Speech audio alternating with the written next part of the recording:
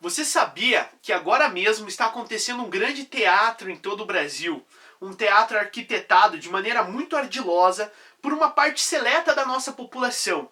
Uma elite endinheirada que está manipulando o Estado e todas as classes sociais do nosso país para se manter no poder, estender seus privilégios e aumentar cada vez mais a sua riqueza, que já atinge níveis estratosféricos.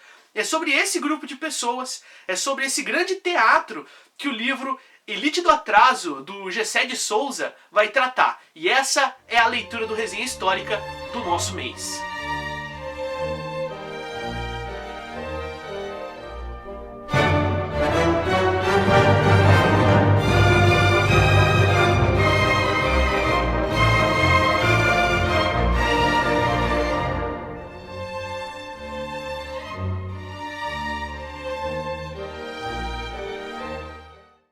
Bom, queridos, vamos conversar um pouquinho sobre que livro é esse, né?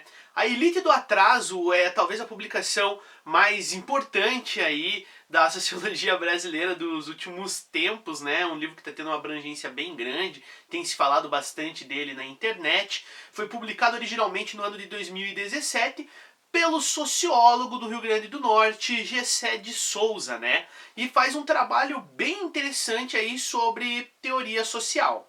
No texto Elite do Atraso, o Gessé de Souza, o grande objetivo dele vai ser tentar mostrar o como existe, da maneira que se tem no início do vídeo, um grande teatro arquitetado por essa chamada elite do atraso, um grupo seleto de pessoas que realmente são aqueles que são os donos do Brasil, né? E todas as diretrizes, né? Todos os caminhares aí da nossa nação há muito tempo é ditada por essas pessoas, né?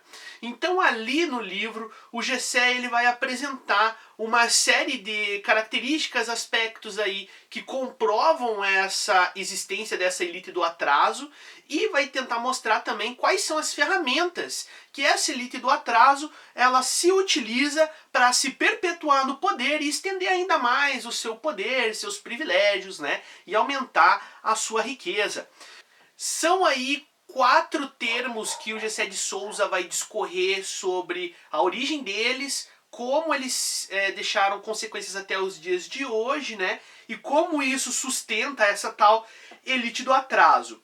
Ele vai trabalhar a ideia de escravidão, acho que é o ponto quase central do trabalho dele, as consequências, né, e as heranças que nós temos até os dias de hoje da escravidão que nós tivemos, ok?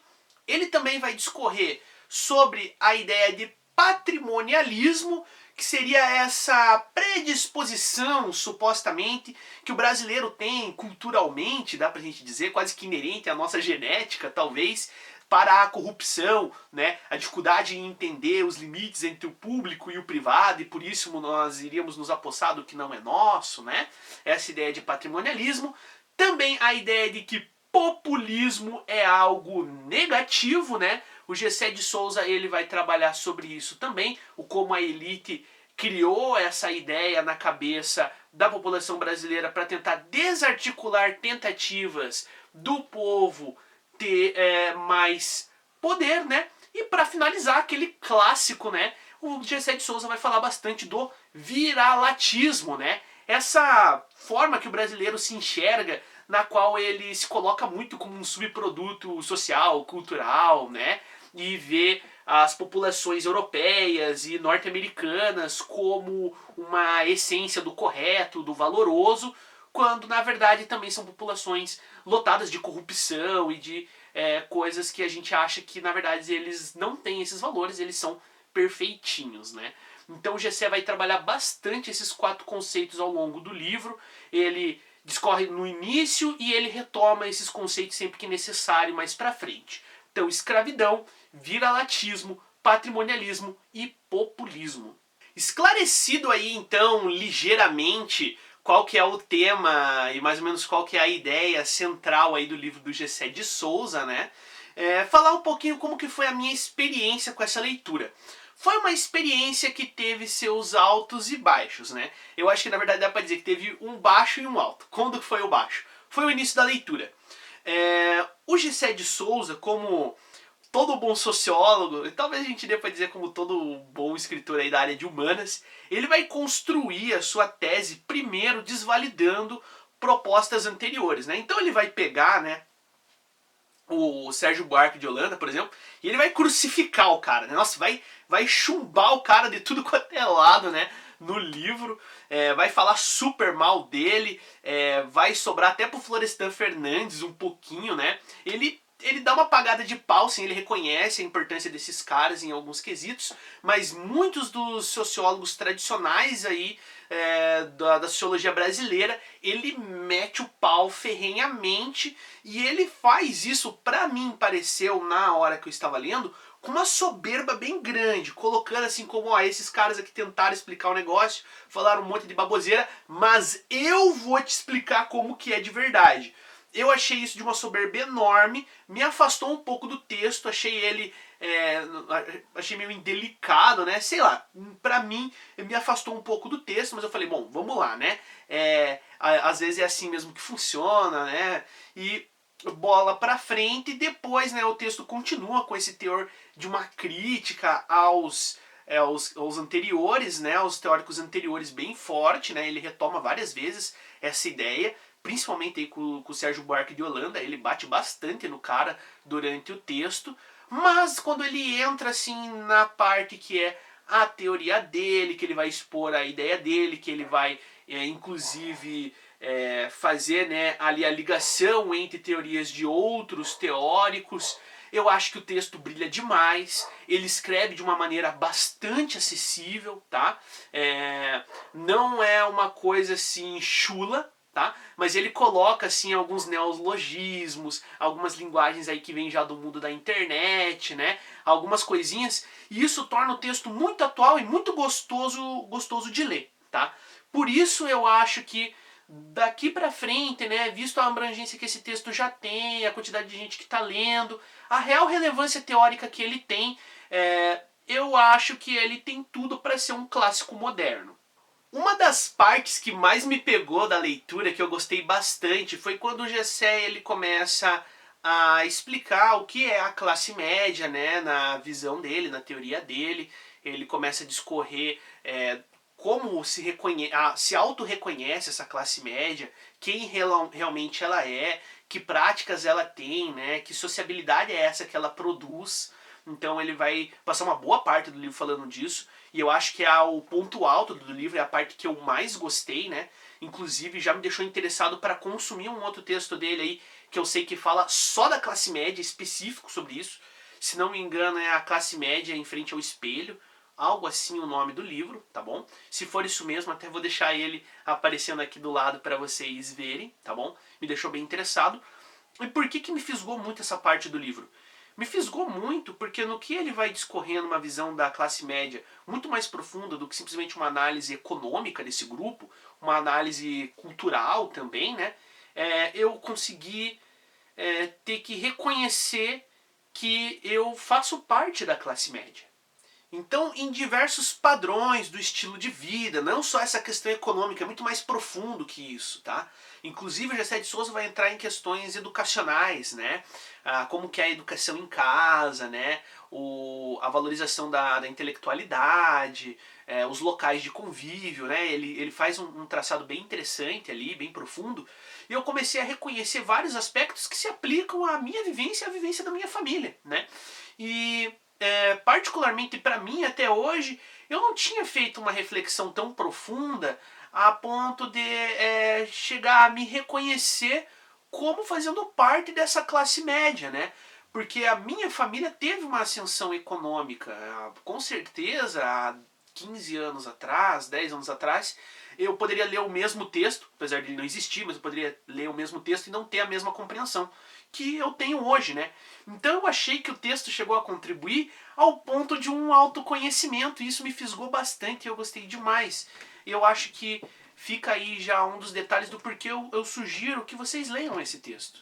Quanto à teoria, né, que o nosso amigo Gessé de Souza vai traçar lá no livro, o que eu achei? Eu gostei bastante, eu achei bem pertinente. Não vou entrar no mérito se eu concordo exatamente ou não com o que ele vai colocar lá, mas ele tudo o que ele faz, o faz com muita providência, tá? Não parece nada tirado da cartola, ele constantemente ele vai recorrer a teóricos assim muito fortes, muito concretos, para respaldar o que ele está colocando ali, né?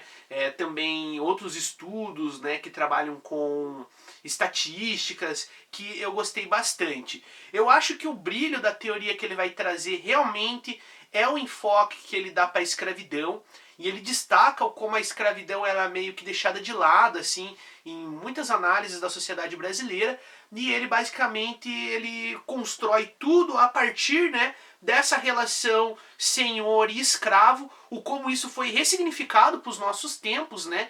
E hoje existem os novos escravos, os novos senhores, os novos capatazes, os novos capitões do mato e os novos mestiços. Isso é muito interessante, tá? Inclusive, se alguém se interessar, quiser, achar que talvez seja legal eu fazer um vídeo sintetizando e trazendo um pouquinho mais específico quais são essas teorias que o Gessé trabalha lá no livro, deixa um comentário aqui embaixo que eu acho que é super válido, tá bom?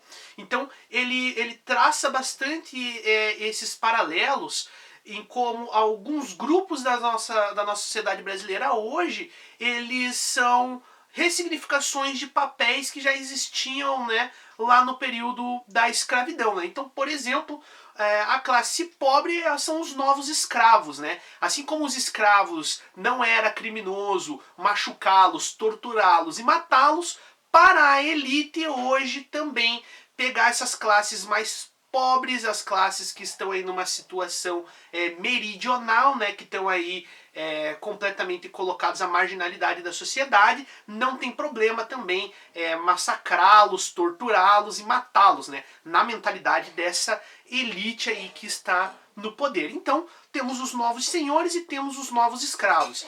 Não é assim nada que ele está descobrindo a roda, que nem às vezes ele faz parecer no texto, né? Mas eu acho que é bem legal, né? O como ele coloca no mesmo texto várias ideias que às vezes você tem que ler diferentes teóricos, ter contato com diferentes trabalhos para nutrir todo aquele conhecimento. Então ele pegou muita coisa e colocou num texto só. Então ele tem um propósito educacional muito legal. E ainda falando sobre a teoria, qual que é a parte que eu gostei mais e que eu até espero que ele discorra mais sobre isso nesse outro livro dele que citei, que eu quero ler mais pra frente. Eu não pretendo ler logo agora, mas ler mais adiante, tá?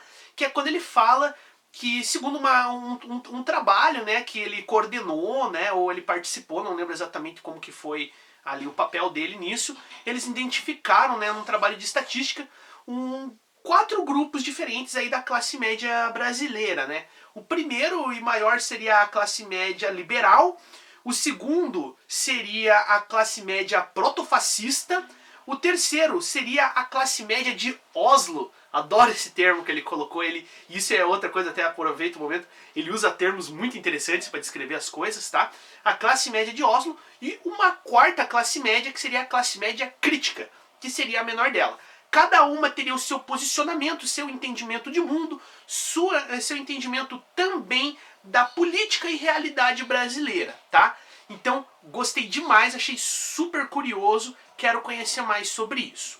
E para fechar, né, galera, outra coisa que ele traz aí ainda nessa parte da teoria que eu acho interessante é que ele vai pegar bastante no pé da imprensa, né, da mídia, e dizer que sim, existe uma grande função da nossa indústria cultural brasileira para reforçar, né, essas ferramentas de dominação dessa elite do atraso. E lá no final do livro, onde ele vai trabalhar mais, né, essa parte mais contemporânea da história brasileira, falar do fenômeno do bolsonarismo, falar do, como ele coloca, do golpeachment que a Dilma sofreu, né, ele vai falar bastante da responsabilidade da Rede Globo nisso tudo. Bom, pessoal, e aí, afinal, eu gostei ou não da leitura? No fim das contas, eu gostei bastante. Da metade pra frente do livro eu fiquei muito envolvido e li várias páginas por dia, né? E me pegava pensando e falando sobre o texto constantemente. Eu acho que ele é até bem acessível, tá?